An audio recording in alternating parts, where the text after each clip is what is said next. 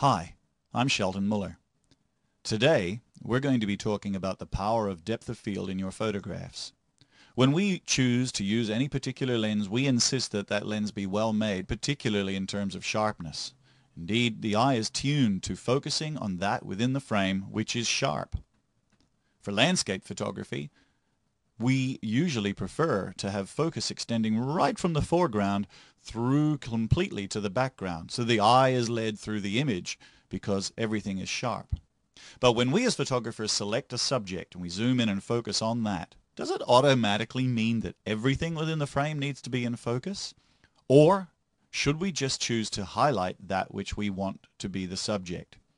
Well, that depends. If we choose an aperture like f1.8, the picture will be very different to choosing an aperture of, say, f16, f22, or f32. In these photographs taken of Jessica, we can see a very, very significant difference between the two. This shot taken with a 200mm lens at f22 shows a very sharp background and a very distracting background, as against this one taken with the same lens at f2.8. Let's have a look at these two shots side by side. On the left, a very distracting background taken at f22, and on the right, a very blurred background at f2.8. The same series of portraits taken with a 35mm lens, also at f2.8 though, shows the difference between how one lens will interpret depth of field as against another. That second shot again, taken with a 200mm, but at the same aperture. Depth of field is a powerful tool for telling the viewer that which you consider to be significant in the image and highlighting the subject, removing subjects from potentially distracting backgrounds. Photographers who use very long lenses with very wide apertures achieve this effect very powerfully, such as this 180mm f2.8 lens. For this shot, a 300mm f4 lens was used, and for this photograph, an 85mm f1.8 lens was used.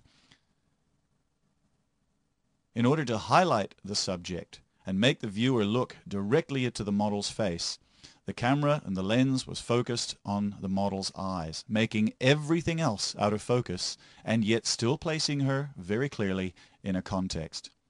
In this image, of course, the same technique and the same lens was applied, and your eyes are taken directly to the subject's face. The advantage with this, of course, also is that in available light circumstances, a wide aperture can be used and hand-holdable shutter speeds can be employed.